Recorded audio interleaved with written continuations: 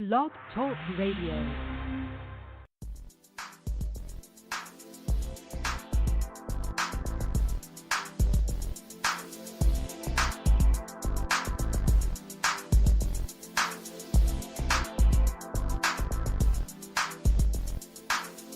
Yes, y'all. You are now listening to the sound of the shofar blowing. The shofar is a ram's horn that is blown to inspire the people to do their thing, and the shofar is blown to coordinate a king or a queen. And today the shofar is being blown to call us to become better men, to call us to go from being good men to God men, to call us to step into divine masculinity. And for all the ladies that are listening, maybe you can help support any men that you know to help in that process. You're listening to Faux Show Holistic Health on Blog Talk Radio, and I'm your host, Shophar, from Faux Show Energy Work. And today, my guest is Stefanos Safandos, and he has worked and coached elite special force soldiers, Olympic gold medalists, and multiple world champion fighters. And his mission statement is to bring deeper levels of presence, leadership, and consciousness in everything that we men do, while creating a new paradigm of powerful and healthy masculinity. And he's the next guest on Faux Show Holistic Health. How you doing? Oh, well, my man. How are you?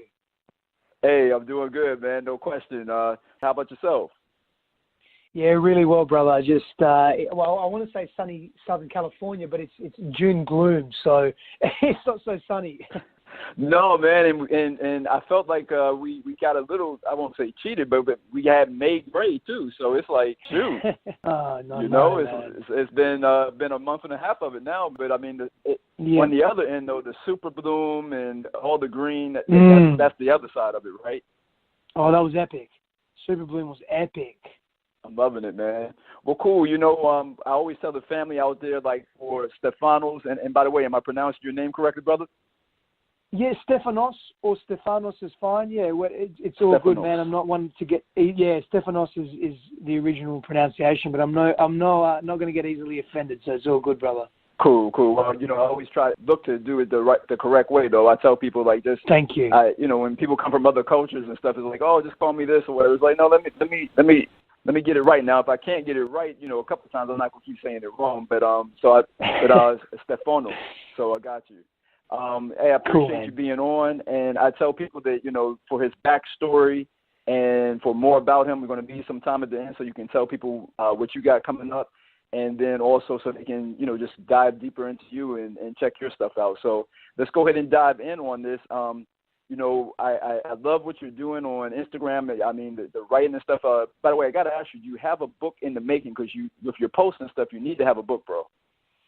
Yeah, the answer is an absolute yes.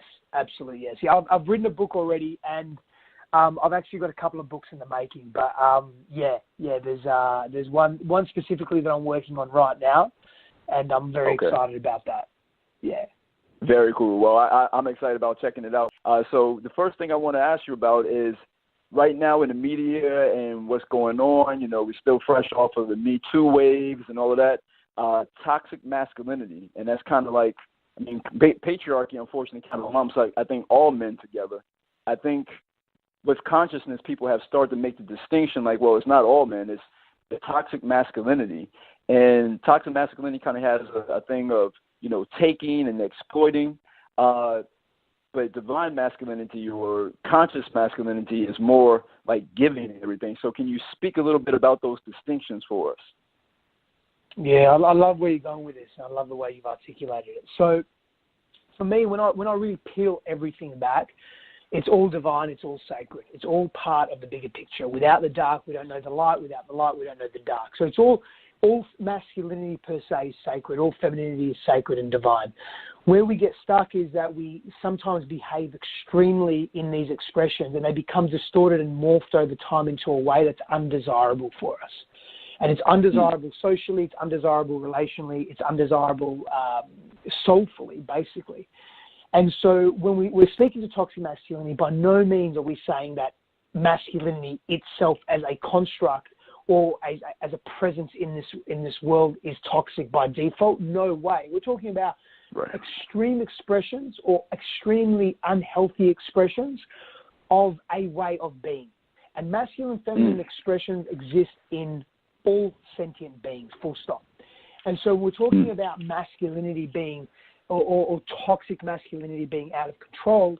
We're talking just about extreme behaviors that is compounded over long periods of time that are more disconnecting and isolating as opposed to collaborating and unifying.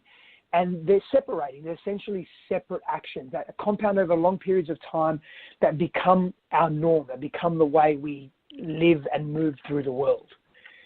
And so, we're talking to toxic masculinity. We have to be careful because part of the discourse and the narrative around that is that, so people think that all masculinity is toxic. It's not the way. It's that's dangerous to be treading in those waters. And so we have to understand that there's more to it than just that.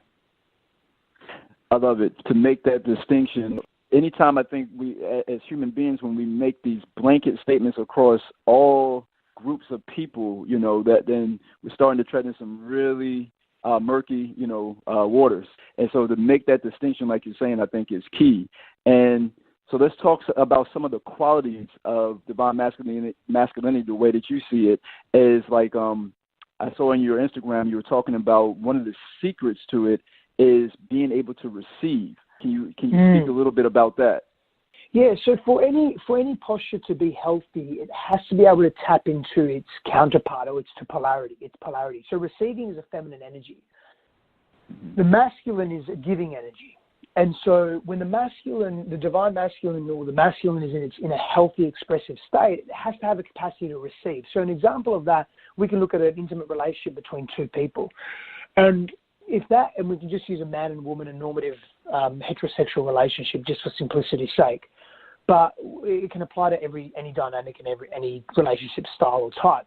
But if a man is giving love and giving attention and giving affection and so forth, but he can't receive the compliments and the affection and the touch and the love and the care and the compassion and the nurturing from his woman, then he's not actually complete as a man. And so, and that could be a really controversial thing to say, but let's think about that for a minute. When I say complete, I'm talking about wholeness. I'm talking about feeling wholeness. We are whole, full stop. But if we don't perceive it, if we don't acknowledge it, if we don't recognize it, then we can't act in that wholeness, and that's a detriment to us. And so these healthy masculine postures, when we're talking about giving and receiving, we're talking about doing that and being that in equanimity, knowing when to give, knowing when to receive, knowing when to replenish ourselves. Because as human beings, we can give and give and give, and sometimes it comes from unhealthy places where we're giving because we want to be liked, or we're coming from a wounding, or we have a fear of not being liked or appreciated or seen, and so we give and we give and we give and we try and become likable. Or we're just so committed to service, even we're so committed to being selfless that we give and give, and we're giving from an empty cup. And so for men to receive, it's really powerful because it allows us to be seen for who we are and be appreciated, and we can take ownership of that. We can then take accountability of our truth, and then we can give from an overflowing cup, and we can give from the saucer, from the overflow that's going into the saucer instead of giving from the cup that's depleting. But we can only give authentically when we're able to receive. So that's the balance there of being a healthy human being in that sense. I love it. Yeah, the balance of being able to receive and give, and to be holistic, to be a whole being. It really is like, I like to say, like with our breathing, the whole yin and yang, the exhale, inhale, like to that level, even at the cellular level, the cellular respiration, like we can't escape this need for the in and out, for the giving and receiving of things. And our very life force depends on it. Very cool. Wow. Stefanos, knowing ourselves at depth with consistent presence. You have a lot of quotables on your Instagram page. Like, again, side note, people go on this page and just read through all of the stuff the brother has on there. It's like a lot of good stuff on there. You said knowing ourselves at depth with consistent presence. Can you speak a little bit to that? Yeah, man. So for me, presence is a big part of what it means to be a healthy masculine man in contemporary times. And the consistency of any practice that carries value is empowering. And it also makes us safe and stable as men. And so consistency makes us to some degree predictable. If we're consistent in our behavior and we show up and we're not reactive or volatile, we become stable and predictable. Maybe predictable is not the right word, because sometimes in this context it could be a connotation of boring associated with predictable, but I don't mean it in that way. I mean it in a way of safety and sacredness in being stable as a man in this world. And so people aren't second guessing us.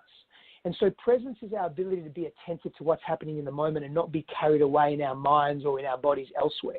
So we're giving our full attention to someone. That means a great deal to people when we're able to be fully present and see them without judgment or with minimal judgment. That's powerful. And that's also very, it's endearing, essentially. So when we're consistent in our presence, people can know what to expect. Therefore, they feel safe and stable, and they can open themselves up and be more vulnerable. In an intimate relationship, in sexuality, for example, if a man is present to the woman and he's present to the presence of the divine feminine within that human being, and he sees her and he holds her and he's safe and he's regular in his responses and his reactivity, or rather his responses or his activity, and she sees that and notices that, she will open to him. She will not only open her heart, her soul, and mind, she'll open her body to him. That's beautiful. Right. You know, I love what you're saying there, because a lot of times when you talk about consistency, a lot of us men, without knowing, sometimes knowing, but a lot of times we're just consistent assholes. Yep, that's right. Whatever you're consistent we just consistently don't, you know what I mean? Like, we're not present and we're not aware of what's going on with them. Of course. I'm hearing you, man. I'm hearing you. That's my point. You know, we can be consistently proficient at anything. So if I'll use an extreme example of shooting heroin. If you shoot heroin regularly every day, you're going to become very proficient at that because you're consistent in that behavior. And so do you want to be consistent in that behavior, or do you want to be consistent in being present, showing up for people and serving yourself and others? Right. I love it. Powerful. Yeah. Got you. And you know, one of the things that would help, I think, a lot of men step into being more consistent in a way that would be good for themselves, their women, their families, and furthermore, the society, is rites of passage. Can you speak a little bit about the need for that? Oh, big fan of rites of passage, man. We lack rites of passage in today's world, meaningful rites of passage in today's world. You know, in the old days, the word teenager is really a new word in language. It really was boys, men. You had your adolescents and then men, and the transition was a rites of passage. And so I speak to this deeply in my programs and in my teachings, and I'm just a big fan of opening up this narrative around rites of passage. Our rites of passage in modernity is, hey, you're 21 now and you can drink alcohol, or you get your driver's license, or you graduate high school. And some of these are meaningful rites of passage, and others not so much. And that's about all we have. This transition of boys to men is challenging. I mean, the reality is, man, with the divorce rates and partnerships breaking up, young boys don't have solid men in their lives. And there's a combination of, that's a deep socio-cultural, socio-economic, geopolitical issue there. And so young boys don't have solid men in their lives to look up to. Most of the teachers, the gender is female, so they'll bring a stronger feminine energy. And so, and again, there's nothing wrong with that. It's just that there's no counterbalance, or a healthy masculine energy in the majority of young boys' lives in contemporary times. But in the old days, it was, you're about to become a man. And let me be honest, some of the rites of passage in certain cultures during the years are horrific, man. They're fucking horrific. I mean, they're not necessarily something I'd say, hey, let's go and do this now. But they did have a formula, right? And so part of the formula was being supported by a tribe of elders that had gone through that rite of passage. Inherent challenge is part of those rites of passage. We're not taught to challenge ourselves. We move away from challenge. We're scared of challenge. Challenge forged the epicness of man throughout our evolution, and we've moved away from that.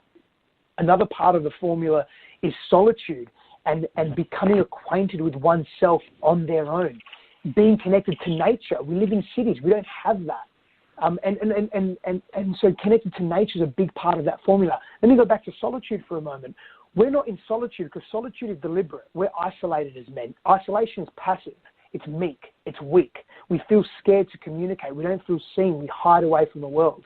Solitude is a deliberate act that we take, that we make as men, that propels us into acquainting ourselves with the fullness and the depth and the intricacy of who we are. We lack this in today's society. And so we're breeding boys in adult bodies, essentially. We're breeding shame, we're breeding guilt, we're breeding disconnection and isolation from self. People or men aren't really adhering to and feeling their own values, and it's disrupting women, society, children, families, community, all of that and more. Wow. Just family, go back. Listen to what he just said. Lots of gems there. I'll let y'all to praise him, but I'm telling you, that was some good stuff right there. The solitude and isolation piece, even just that, making the distinctions between the two vibrations of those, because sometimes when we think we're cutting ourselves off, or we're being cut off in a passive way, as opposed to doing it for the purpose of deeper introspection, so that we can bring forth another version of ourselves. Powerful. And, one of the things, Stephanos, that makes men not do the rites of passage or not even seek out, once we step out of the period of solitude, is stepping into brotherhood. But you spoke on your Instagram about hyper competitiveness. Can you speak about that some? Yeah, definitely, man. So that's a big component. I touched on this in the rites of passage, that the boys would be surrounded by men that had gone through the rites of passage before, and they had support. I have a private Facebook group, brother, The Conscious Man, and there's about 1,400 men in that group, and very active community. And one of the biggest pain points that so many men face is isolation, feeling alone, not having a brotherhood. Our masculinity, honestly, is in part predicated on our brothers. Our self-identity as men is predicated on surrounding ourselves with supportive brothers and healthily competitive brothers that will challenge us and take us to our edge and call us out on our bullshit and keep us accountable and help us grow. So many men lack that. I feel blessed that I have that in my life. But so many men lack the opportunity to really be seen by other brothers. And that's the hyper-competitiveness, because they're too scared to be seen and they're too scared of being shamed, because that's in part the culture that we live in, the norm of how we treat each other and ourselves, and this high level of individuality that's a priority over our small groups or brethren. And so that's such an important point for men to come into a connected brotherhood. Mm-hmm. Makes total sense. And you said, the part there about being scared of being seen. And I know another thing that you had said was, what was it? Trying to remember. About hiding is egotistical. Can you speak a little bit on that, about the connection between hiding and being egoic? Yeah, and that's a bit of a paradox on that one too. And I can't quite remember the context that I would have said that in, but let me elaborate from this perspective now. And so, when we hide away from the world, it's our ego that is scared and fearful of being seen. It's our ego that's scared of being shunned or being oppressed. And so when we hide our gifts from the world, or we hide our truth from the world, it's our ego saying, you're not good enough, we're not good enough, we've been treated like that for so long, let's not take the risk of being seen because there's too much pain associated with that. And so when men do that and they become passive and meek and weak, that they're not in their full masculinity. And let me tell you something right now, that's not attractive to the feminine in any capacity. Right. Yeah. Right. Totally. If anything, it's repulsive. It actually turns off the feminine, which at a very primal level, it needs to. But we forget about Mother Nature, I think, sometimes, Stephanos, in this culture, is because we've been very domesticated, and for a lot of people in this culture, I mean, there are places in the world where people still got to get up and hunt for their food, or they don't know what they're going to eat or sleep in the day. But in places where there's more comfort, people have, over time, we forget the cutthroat nature of the divine feminine. Like, it wants the most strong and powerful to mate and move forward. And it's not any apologies about that. It's like, you know what I mean? Like survival of the fittest, you know, and like you spoke to earlier, a lot of men, we've lost the edge about knowing that at a deep level. It's like, oh, well, you know, I'm a good guy, you know, so she should like me. No, it's like fine-tune ourselves so that we can bring the best version of ourselves to her. Couple more things, because I know the time goes, it's a great conversation, and I know the time goes quickly here. I wanted to ask you about the importance of clarity about what we value. Man, a lot of men so are not clear us, about that. Yeah, I was one of those men. I was very much one of those men, not clear about what I valued, not clear about what I wanted in life, not clear on what my values were. And so I played or danced to the tune of someone else's melody. I really did that. And I minimized myself and maximized others. And again, I did that in a hyper-aggressive way because I got so angry with myself and frustrated. And I didn't know it at the time. I couldn't connect the dots at the time. I was so frustrated that I wasn't living my truth that I would take it out because I felt less of a man. So I would be hyper-masculine, and I would then be hyper-aggressive in the world and angry and extreme in my behavior to compensate for the pain of minimizing myself. And so many men do that. You see it all the time. I pick them out a mile away. Men that are hyper-aggressive and loud and egoic in their demeanor is because they're so wounded and coming from pain and really just hiding from the world. And they're too scared to actually live in their truth, which is something that is more bonding and connecting because that's intimacy, and intimacy is vulnerability. And most men are scared of vulnerability. Most people are, because it leaves us open and raw and requires a great deal of courage. Again, something that most men and most of us in our society, we don't come from a culture of courage like the ancients did. And so part of that is because of our environment, part of that is because of other systemic parameters, and part of that is because it's not something it's not a popular norm. You know, to say go challenge yourself, it's not popular in today's society, really. I mean, it's becoming more prevalent and we're becoming more resilient. But to say purposely challenge yourself and grow, it's not really. It's how can we make our life as easy as possible? And so having clarity on who you want to be, part of that comes from being resilient and pushing your edges and getting to know deeper aspects of yourself. That gives you clarity, and then you can live your values, and that's another conversation, because being clear and then acting on your clarity are two different things, and both require courage in different expressions.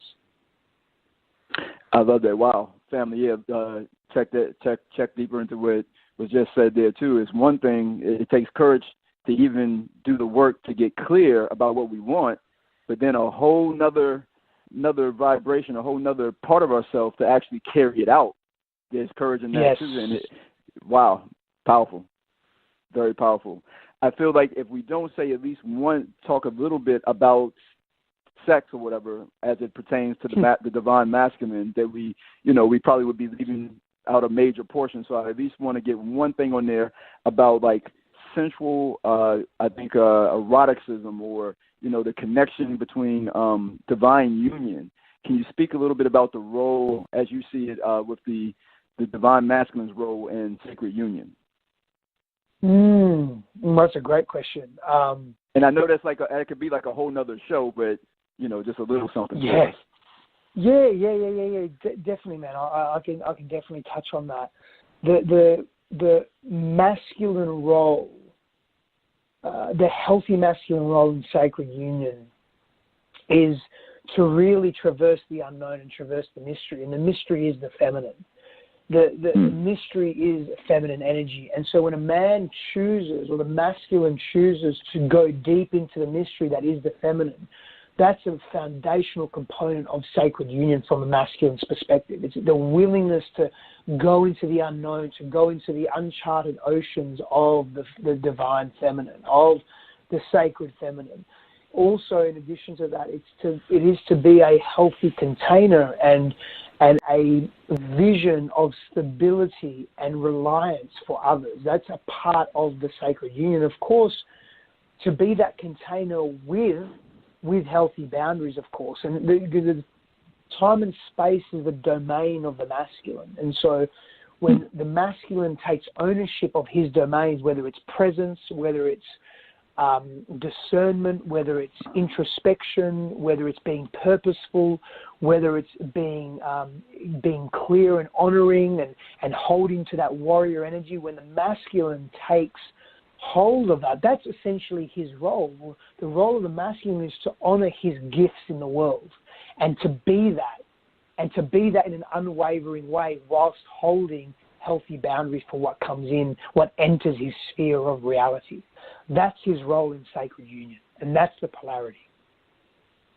Love it. Love it. And I think as more of us men step into that, more women are going to want us to, I love the term you use, to traverse the mystery. They're like, I'll take some of that, you know. You just got to step into it, man. Wow. Powerful stuff. Yeah, well, you know, the time goes by very quickly, and so we're already at our 30 minutes here. So what I want to always, leave is time for people to know about how they can get, more, like I know you said you had the book, you have workshops or different things, you do coaching. So just please tell people what you got going on so they can get more of it if they want. Absolutely. Thank you, my man. So you can reach out to me. My social media handle is Stefanos Sifandos. My website is stefanosifandos.com. And my other website, reclaimyourkingdom.com. And that's an intensive 8-week immersive men's program that kicks in July 17th. I'm very, very excited about that. That's all things masculinity, 8 powerful principles for being a whole man in this world. We talk about relationships, mindset, leadership, physiology, health, vitality, wellness. Man, it's epic. And I can't wait to go deep. We talk about brotherhood, how to create that in our lives. And it's just all things men. And I'm very excited about that. Very powerful. And, definitely appreciate you doing this work out here. It's much needed. It's a time for it. The shift is happening, and you're part of that tide. So definitely appreciate you, bro. Thank you, brother. And I appreciate this conversation and us getting together. Thank you so much. No question, man. Keep shining. Well, and again, family, we appreciate y'all. Much love to y'all out there listening, and through time and space, those of y'all listening in the future, to our voices and everything, we appreciate y'all as well. And again, this is Faux Show Holistic Health on Blog Talk Radio. I'm your host, Shophar from Faux Show Energy Work. Yo, keep shining, keep climbing. Peace.